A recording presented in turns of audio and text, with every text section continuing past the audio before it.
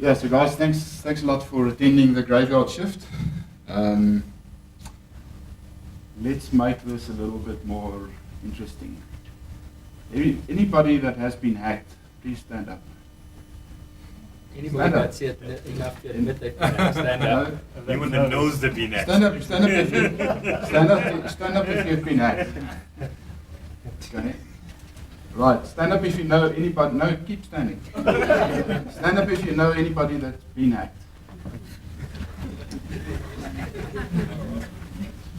Okay, the rest, the guys that are sitting, where have you been living? They don't know they've been hacked.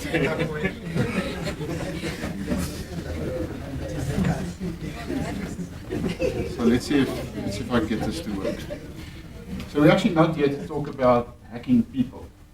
We're talking about hacking things. So what are we talking about when we say the Internet of Things? Lots of different definitions. For today, let's use a simple definition saying if something is online all the time on the Internet, it's part of the Internet of Things. Does that include teenagers? Well, the teenagers have a few things that are online all the time. Yes, so indirectly they're involved. The Internet of Things is quite broad. It's actually massive. So these are some examples of things that I consider part of the Internet of Things. You'll see on the consumer electronics side, I've included mobile devices because we have. I don't know how many billion, but billions of smartphones now connected to the internet all the time. You have now fridges, toasters, baby monitors, you name it, connected. Some of them may be connected directly, some of them may be connected indirectly, but they're all connected in some form or fashion. Home automation devices, they're not as popular in South Africa yet. But all of my international friends love their sound systems that can connect to their smartphones and all of these things. Fitness sensors, that's quite popular. Home routers, Telkom installed a router for me the other day. The password was admin. Home PCs, we all have. Many of us have a home PC that's on all the time. I don't turn mine off. It's less reliable if I turn it off. Then on the industrial side, which is a little bit towards the angle I'm leaning, is you have sensors, you have process control systems, building management systems, traffic lights, smart grid, smart city, connected cars, internet protocol cameras. All of these things are nowadays online. According to business intelligence, BI intelligence, they expect more than 24 billion IoT devices. I've seen bigger numbers than this, I've seen smaller numbers than this, but 24 billion devices connected in 2020. That's only 3 years from now. It's scary. The problem is that right now there are actually millions of devices on the internet that are basically easy to hack. So we've already got this problem. And as Colin said, it's just a matter of time. There's this very nice site called showdown.io that you can go to, and you can go and investigate what devices are connected to the internet. I did a very basic search for cameras, 232,000 cameras. These are not connected via a NAT router even, they have a direct IP on the internet.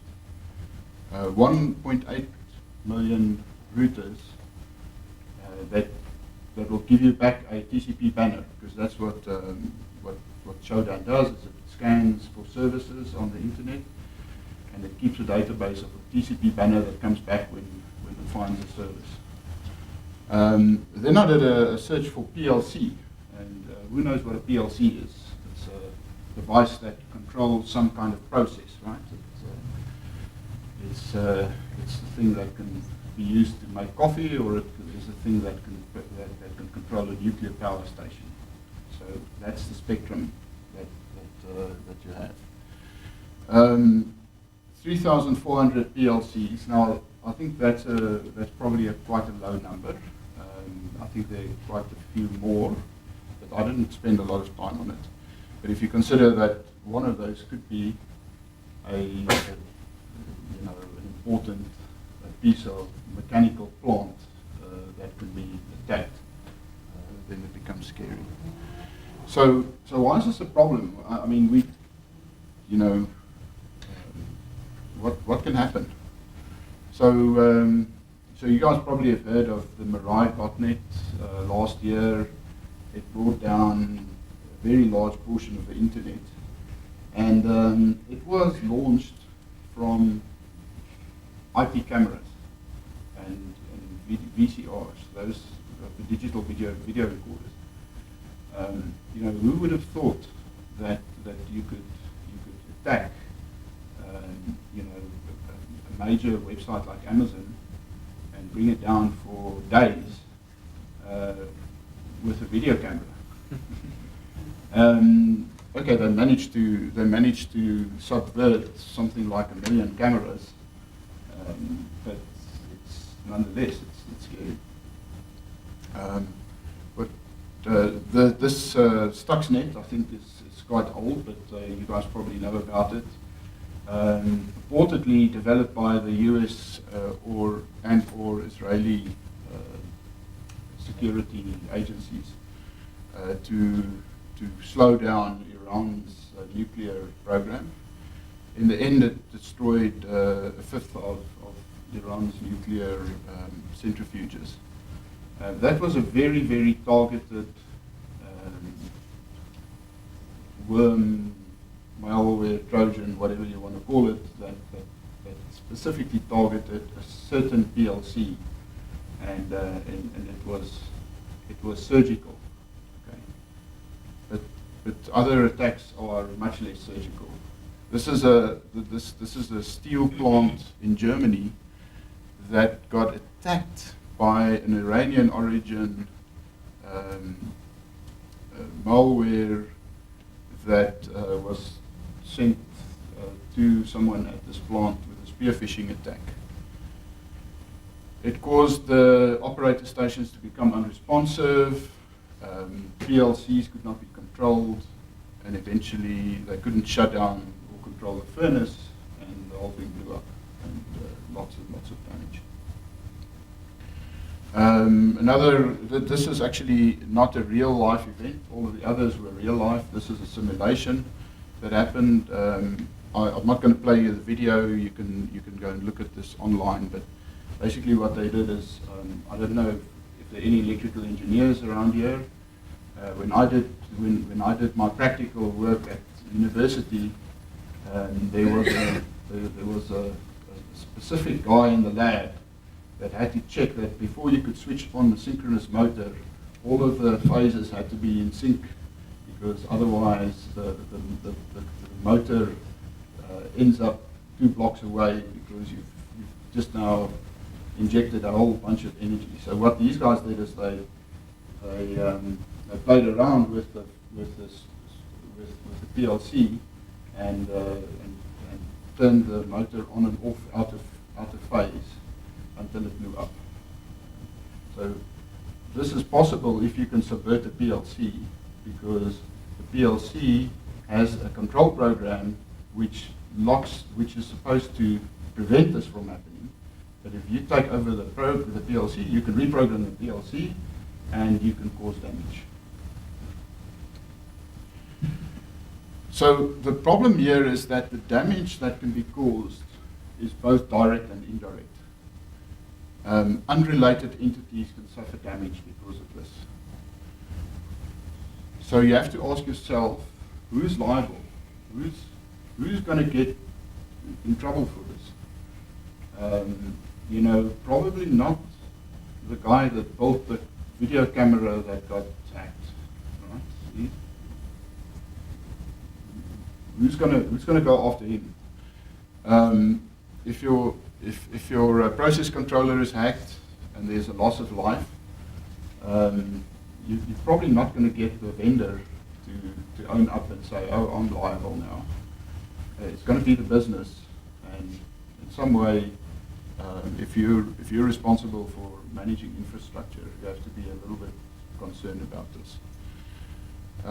If your customer data is leaked, this is a classic information security problem. I think everybody's talking about that, but I think we're now moving a little bit more in my talk about talking about the critical infrastructure stuff. But information is still the lifeblood of companies, so it is still very important. And what happens if hackers shut down your plant for a few months? You basically you go out of business. Small or big company, doesn't matter. What can we do about it? We have to design security in from the start. Okay, and this is hard. This is really not easy. So there are a few things that we can do for existing deployments. We can just make sure that every account has a unique, strong password. One easy way to do that is to use a thing called the password manager. There are many open source versions of it available. Parsec also is launching a token-based password manager. So if you're interested in that, talk to me. We can help.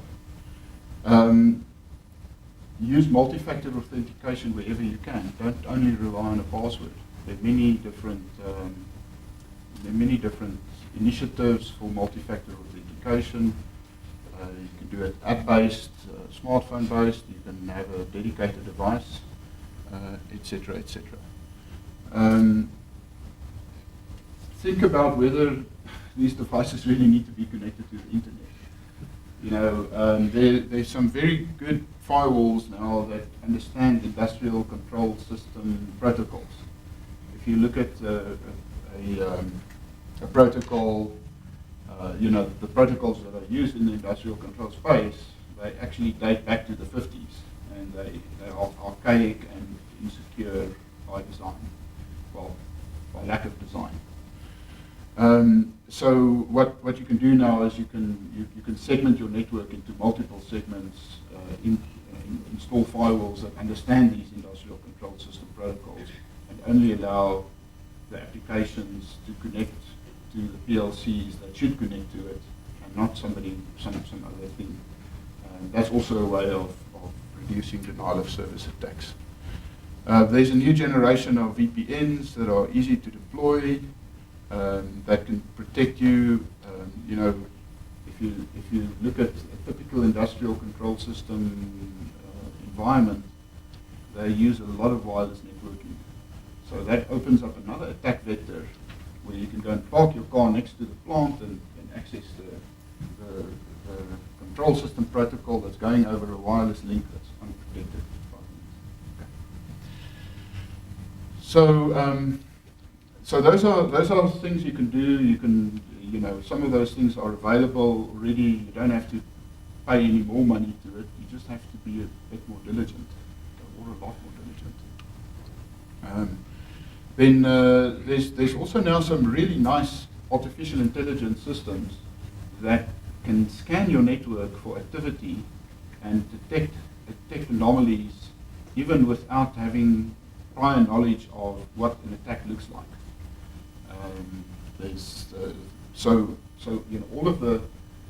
All of the things that are making the 4.0 revolution possible can also be used to secure it. That's one example of that. So for new deployments, I think there's a bit more light at the end of the tunnel. So we've been involved with a low power WAN technology called RPMA, and when we looked at that, it actually is well designed for security from the ground up. Typically, your IoT networks are extremely narrow band and short messages and so on, so it's very difficult to add proper security to it. RPMA is designed to actually allow you to encrypt the data going across the network. They've built in things like automated updates that allow you to update your IoT devices. You know, in many cases, the problems with IoT is that the devices never get updated, so any vulnerabilities just stay there forever. And then when you talk about the device security itself, there's some very nice initiatives. You know, companies like Atmel, ST Micro, they now make these really inexpensive, you know, sort of $1 integrated circuits that provide you with a trusted security module that you can embed in your IoT devices, and you can use those to secure the devices and make it better. You know, if you are in the business of implementing IoT devices, you know, look out for those things. Look out for trusted operating systems. You know, minimalistic operating systems, not the million lines of code kind of stuff. There are operating systems available out there. Some of them are even open source, but the good ones are not. But you know, get hold of something that's been validated, that people know they can trust. How much time have I still got? 2 minutes. Okay, I think I'm almost done. So here's some recommendations. You know, it's always a good idea to know your security posture. So do an audit. Make sure you do not only look at your IT systems, but look at those operational technology or OT systems, industrial control systems. Look at partners that are managing and getting access into your OT network. We've seen this time and time again that you know, that's a vector of attack that you can get into a system. Maintenance a network, you know, via partners or otherwise. You know, does your MD have a way to connect into your OT system to see what's going on from home, and is that secure? Have a very good look at wireless links. Then, you know, people have always said that you should isolate your industrial control system network from the internet, but I don't see that a lot, and this is a problem. Okay. Use multiple firewalls if you can't disconnect it. Educate your users. I mean, users are still the weak spot. You know, spear phishing attack. Send an email with a little porn teaser to your operator. He clicks on the link, and all of a sudden your control system is hijacked. And then be prepared. It's not a question of if, but when. So to conclude, please don't be a victim. Buy the best security tools that you can afford. And if you can't afford any, don't think about what the consequences of that is. Use the tools that you've already got. There are lots of tools that people just don't use. You know, the password is an example. And then be prepared for a disaster to you know, build on what Covalin has been saying. And you know, if you have a plant, then you've now got bad guys rattling at your fence, but the fence is in Russia and in the Ukraine and in Malaysia. And it's no longer just the fence down the road that you have to put a security guard in front of. Thanks, guys.